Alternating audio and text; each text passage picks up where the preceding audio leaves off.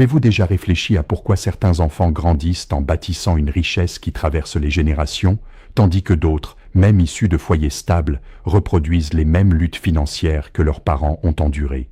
Avez-vous déjà songé qu'une simple remarque prononcée sans y penser il y a des années à votre enfant aurait pu programmer, sans que vous le sachiez, sa relation avec l'argent d'une manière que vous n'aviez jamais voulu? Je vais vous révéler quelque chose que la Torah nous met en garde depuis plus de 3000 ans et que presque tous les parents modernes disent sans réaliser le dommage spirituel qu'ils infligent.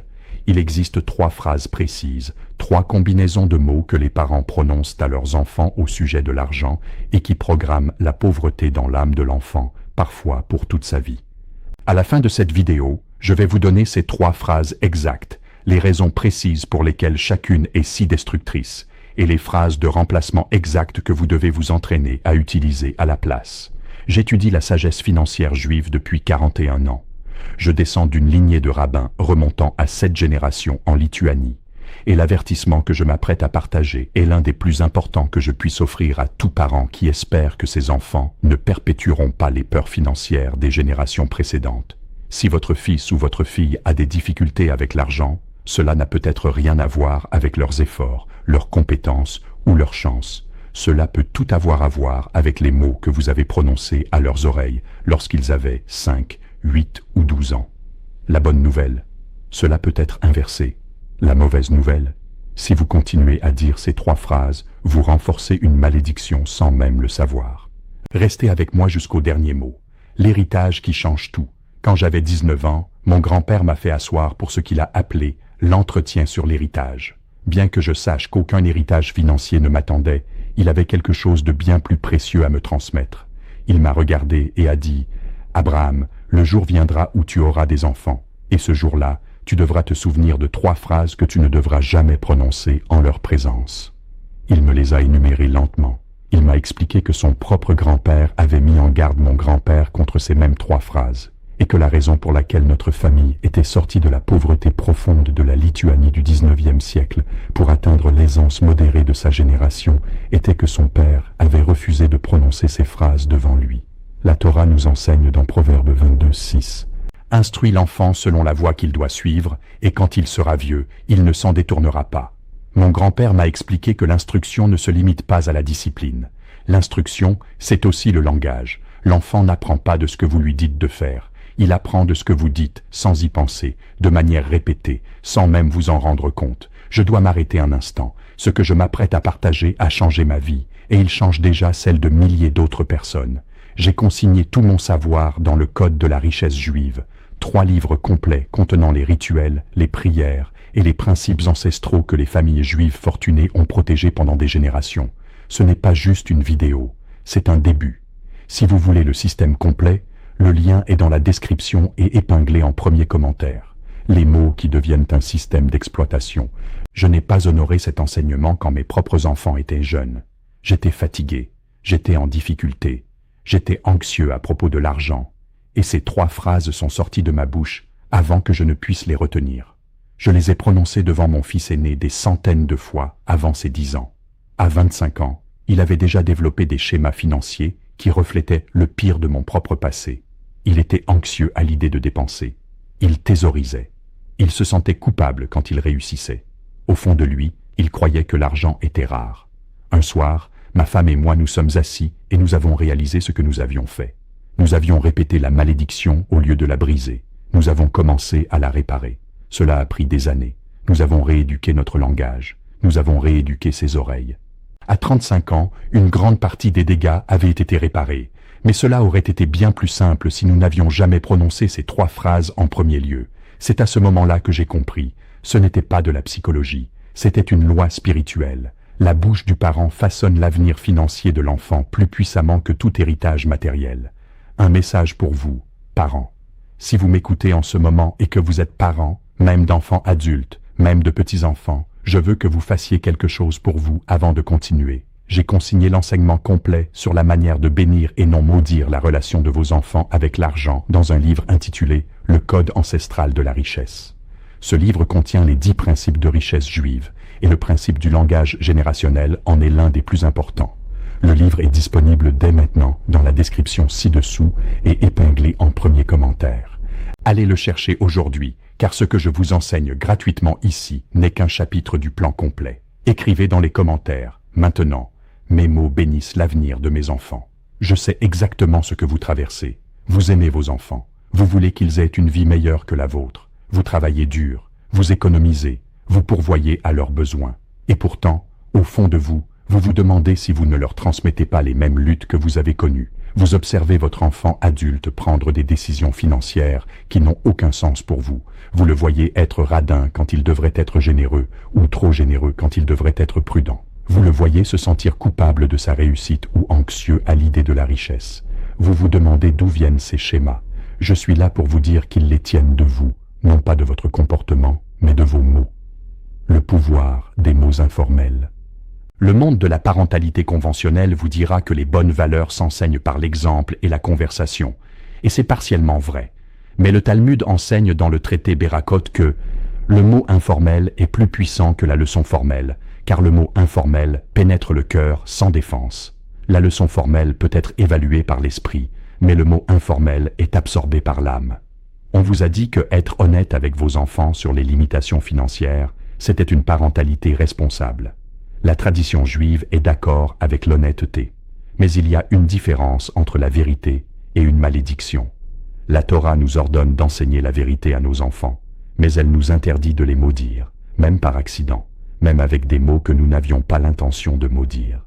Les 3 phrases que je vais partager avec vous sont techniquement vraies dans certains contextes, mais elles sont spirituellement destructrices dans leurs effets. Elles programment la rareté. Elles installent la peur. Témoignage de transformation. Je dois m'arrêter un instant, car des milliers d'entre vous ont déjà téléchargé le code de la richesse juive, et les retours que je reçois sont incroyables. Des gens remboursent leurs dettes, attirent de l'argent inattendu, brisent enfin le cycle de la pauvreté. Ces 3 livres contiennent tout, les rituels, les prières, les changements de mentalité, les pratiques quotidiennes, le système complet. Le lien vous attend dans la description. Chaque jour d'attente, c'est un jour de plus coincé dans les mêmes schémas, le secret le plus puissant. Ces phrases construisent des murs invisibles dans la relation de l'enfant avec l'argent, murs qui peuvent mettre des décennies à être démantelés. Tout ce que je vous enseigne dans cette vidéo n'est que le début. Si vous êtes sérieux dans l'application de ces principes ancestraux de richesse juive, j'ai écrit un livre, Le Code ancestral de la richesse. Il contient le système complet, les 10 principes que les familles juives utilisent depuis 3000 ans pour construire, protéger et transmettre la richesse de génération en génération. Ce n'est pas de la théorie, c'est le manuel exact. Il est disponible dès maintenant dans la description et épinglé en premier commentaire. Allez le chercher aujourd'hui, car le savoir sans action ne vaut rien. J'ai été témoin de ce qui arrive aux enfants qui grandissent en entendant ces 3 phrases par rapport à ceux qui ne les entendent pas. La différence n'est pas subtile, elle est générationnelle. L'enfant qui entend ces phrases lutte, l'enfant qui ne les entend pas construit. La transformation n'est pas une coïncidence, c'est le résultat direct de ce qui a été dit à son âme pendant ces années de formation. Les 3 phrases à bannir. Écoutez bien, chaque phrase est courante, chaque phrase semble inoffensive. Chaque phrase devient une malédiction dès qu'elle quitte vos lèvres et entre dans l'oreille d'un enfant. 1. On n'a pas les moyens. Je sais que cette phrase semble honnête, je sais qu'elle semble pratique, je sais qu'elle semble responsable. En réalité, c'est l'une des phrases les plus dommageables qu'un parent puisse prononcer devant un enfant. Cette phrase enseigne 3 mensonges à la fois. L'argent est quelque chose que la famille n'a pas. Les désirs sont refusés par un manque extérieur plutôt que par un choix intérieur. Le parent est une victime de l'argent et non un gestionnaire. Le Talmud enseigne dans le traité Avot, l'homme riche, pas l'homme qui a de l'argent, mais l'homme riche. Dans la pensée juive, la richesse est une relation avec ce que vous avez, pas une quantité. Quand vous dites « on n'a pas les moyens », vous programmez votre enfant pour se sentir pauvre, quelle que soit sa situation réelle. Cet enfant, même riche sur le papier à l'âge adulte, se sentira toujours dans le manque. Cet enfant gagnera de l'argent sans jamais se sentir en sécurité. La phrase de remplacement est simple. Au lieu de « on n'a pas les moyens », dites « nous choisissons d'allouer notre argent différemment pour le moment ». Ce n'est pas là que nous mettons notre argent en ce moment. Même réalité factuelle, mais le cadre spirituel est totalement différent. La première phrase enseigne la rareté, la seconde enseigne la gestion responsable. 2. L'argent ne pousse pas sur les arbres. Cette phrase, répétée des millions de fois par des parents épuisés, enseigne à l'enfant que l'argent est difficile à obtenir, rare et détaché du monde naturel d'abondance. Elle implique que l'argent est contre nature, qu'il doit être arraché au monde, qu'il nécessite une lutte. La Torah enseigne l'inverse. Dans Deutéronome 8, 18, nous lisons « C'est l'Éternel qui te donne la force de t'enrichir ». La richesse est un don, l'effort et la gestion sont requis, mais la source est divine et abondante, pas rare. Dans le Tanakh, les arbres sont un symbole fréquent de richesse et de bénédiction. L'arbre de vie, l'arbre planté près des eaux, l'arbre qui produit du fruit en son temps. Les psaumes comparent l'homme juste à un arbre dont la feuille ne se flétrit pas. En disant à votre enfant « l'argent ne pousse pas sur les arbres », vous placez l'argent en dehors du flux naturel et divin. Vous le programmez pour voir l'argent comme étranger, hostile, difficile à obtenir. La phrase de remplacement est « l'argent grandit quand nous coopérons avec les lois d'abondance que l'Éternel a placées dans le monde ». Ou plus simplement, l'argent coule là où l'attention et le talent sont placés avec intention. Cela cadre l'argent comme une réponse naturelle à la sagesse et à l'effort, et non comme un butin volé à un univers hostile. 3. Toute phrase qui associe les riches à la cupidité, la malhonnêteté ou la moralité douteuse. Cela inclut des phrases comme « Il ne faut pas être riche pour être heureux »,« Les riches ne se soucient pas des pauvres »,« L'argent ne fait pas le bonheur ». Quiconque a autant d'argent a forcément fait quelque chose de mal. Chacune de ces phrases semble vertueuse. Chacune de ces phrases est une malédiction pour l'avenir financier de votre enfant. Pourquoi? Parce que dès que vous enseignez à votre enfant que la richesse est associée à de mauvaises personnes, vous placez une barrière spirituelle entre lui et sa future richesse. L'enfant vous aime. L'enfant veut être une bonne personne. L'enfant ne veut pas devenir ce que vous avez implicitement décrit comme mauvais.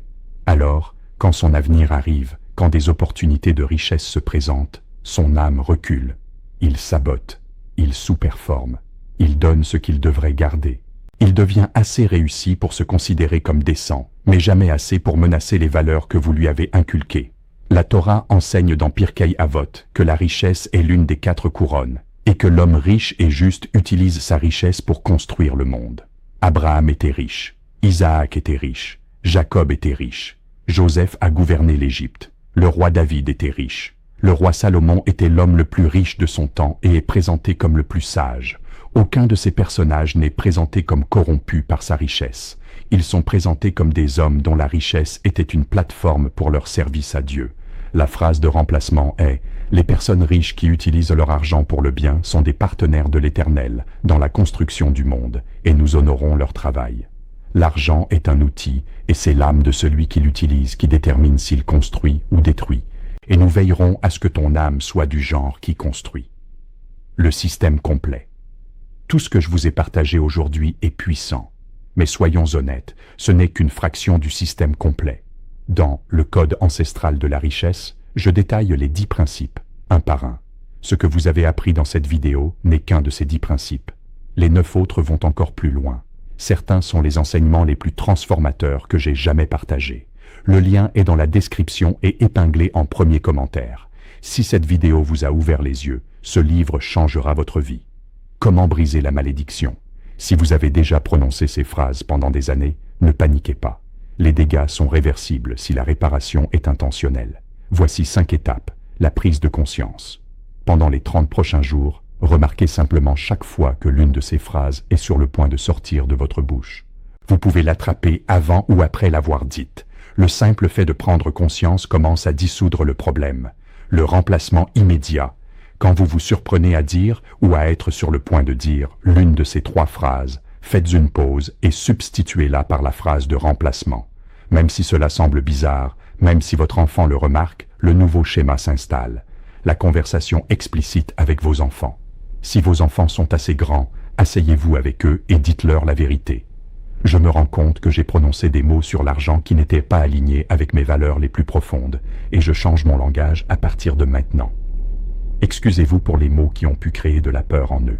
Les enfants, surtout les plus grands, peuvent absorber cette conversation et commencer leur propre rééducation. L'exemple de la générosité. Vos enfants vous observent plus qu'ils ne vous écoutent. Commencez à pratiquer la tzedaka visible. Emmenez-les avec vous quand vous donnez. Laissez-les voir l'argent circuler librement dans des directions qui bénissent les autres. La bénédiction explicite. Une fois par semaine, idéalement le vendredi soir, posez vos mains sur la tête de votre enfant et bénissez sa relation avec l'argent. Utilisez ces mots ou les vôtres. Puisses-tu être une personne d'abondance et non de manque. Puisse l'argent affluer vers toi et à travers toi pour bénir le monde. Puisses-tu ne jamais craindre le manque. Puissent tes mains être ouvertes et ton cœur généreux. Puisse la bénédiction de l'Éternel reposer sur chaque euro que tu gagneras. Résultat, en 30 jours, vous vous entendrez différemment. En 90 jours, vos enfants réagiront différemment aux conversations financières. En 1 an, la malédiction sera brisée. En 1 génération, le schéma sera inversé. 3 avertissements avant de conclure. Ne devenez pas anxieux à propos de chaque mot que vous dites. L'objectif n'est pas la perfection, mais la direction. Parlez avec intention. 90% du temps suffit à briser un schéma générationnel. Ne faites pas la leçon à votre conjoint sur son langage. Pratiquez le vôtre. Laissez-le remarquer. Une rééducation forcée crée du ressentiment. Ne blâmez pas vos propres parents pour les mots qu'ils ont prononcés. Ils faisaient ce qu'on leur avait appris. Ils n'avaient pas accès à la conscience que vous avez aujourd'hui. Pardonnez-leur. Honorez-les. Brisez la chaîne dans votre propre foyer sans utiliser le passé comme une arme contre la génération précédente. Le Talmud enseigne dans le traité Baba Metzia que les mots sont comme des flèches. Une fois tirés, on ne peut plus les rappeler. Mais les sages enseignent aussi dans le traité Yoma que le repentir et l'action intentionnelle peuvent guérir ce qui a été blessé par des mots mal placés. La guérison est réelle. La rééducation fonctionne. J'en ai été témoin dans de nombreuses familles. Mon propre parcours. J'ai dérivé de cet enseignement dans la quarantaine, quand la vie est devenue chaotique avec 3 enfants à la maison, et je me suis surpris à prononcer les anciennes phrases par épuisement. Je suis revenu à la discipline avec une pleine intention. Ma plus jeune fille, qui avait 8 ans à l'époque, n'a jamais hérité de ces schémas. Aujourd'hui, c'est l'enfant le plus confiant financièrement de tous mes enfants. Savoir ne suffit pas. Il faut agir, chaque jour, dans chaque conversation. J'ai été témoin, dans mon bureau d'études, de ce qui se passe quand les parents embrassent enfin cet enseignement. Un père qui avait programmé la pauvreté chez ses 3 fils a inversé la tendance en 5 ans et a vu ses 3 fils devenir des adultes financièrement indépendants. Une mère veuve qui avait grandi dans la pauvreté a brisé la chaîne en 1 génération en rééduquant son langage avec ses 2 filles. Un grand-père, tard dans sa vie, a réparé son langage avec ses petits-enfants et a vu un schéma familial qui durait depuis 4 générations enfin prendre fin. Ils ont simplement fait confiance à la sagesse ancestrale et suivi les instructions. Le monde en 2026, un environnement hostile. Le monde dans lequel nous vivons aujourd'hui, en 2026, est rempli de voix qui enseignent la rareté aux enfants. Les réseaux sociaux, l'école, les amis, les films. Votre enfant est programmé chaque jour. La maison est le seul espace protégé. La bouche du parent est la voix la plus influente dans la vie d'un enfant. Utilisez-la comme une bénédiction, pas une malédiction. Quand tout autour de vous est chaos, ce principe est votre encre. Conclusion. Le choix est entre vos mains. Vous connaissez maintenant les 3 phrases. On n'a pas les moyens. L'argent ne pousse pas sur les arbres. Les riches sont méchants, cupides, malhonnêtes. Vous connaissez les remplacements. Nous choisissons d'allouer notre argent différemment. L'argent coule là où l'attention et le talent sont placés. Les personnes riches qui utilisent leur argent pour le bien sont des partenaires de l'Éternel. Vous connaissez la pratique. Prise de conscience, remplacement, conversation, exemple, bénédiction. Ce n'est pas de la théorie. C'est une sagesse pratique et éprouvée qui a construit et protégé la richesse juive pendant 30 siècles. Vous n'êtes pas faible d'avoir besoin de cet enseignement. Vous êtes sage de le recevoir. Le Talmud enseigne que le saint, béni soit-il, aide les parents qui protègent le langage de leur foyer. En commençant cette pratique, vous protégez l'avenir de vos enfants. Vous avez un choix clair. Continuez à prononcer ces phrases héritées sans y penser, ou commencez dès demain à rééduquer votre langue et bénir la génération suivante. Ce choix façonnera votre lignée pour des siècles. Ne vous servez pas de cet enseignement pour culpabiliser à propos du passé, l'utiliser comme une arme contre votre conjoint, en faire un perfectionnisme anxieux. Avancez avec humilité. Faites confiance au processus. La bénédiction suivra. Appel à l'action. Abonnez-vous à cette chaîne pour recevoir chaque semaine la sagesse juive que la plupart des rabbins n'enseignent pas publiquement. Activez les notifications. Commentez ci-dessous. Mes mots bénissent l'avenir de mes enfants. Partagez cette vidéo avec un parent qui a besoin de cet enseignement. Likez la vidéo pour que l'algorithme la diffuse à d'autres. Recevez ma bénédiction maintenant. Puisse l'Éternel guérir chaque mot qui a été prononcé dans votre foyer. Puisse-il rééduquer votre langue avec douceur. Puisse-il bénir chaque enfant de votre lignée avec l'abondance, la gestion responsable et la paix autour de l'argent. Puissent vos enfants grandir en adultes qui ne craignent jamais le manque et n'aiment jamais l'argent pour lui-même. Puisse la chaîne de pauvreté dans votre lignée se briser ce soir, avec vous, dans cette génération. Vous n'êtes pas une victime des circonstances. Vous êtes un co-créateur avec le divin. Utilisez ces secrets ancestraux avec sagesse. Shalom.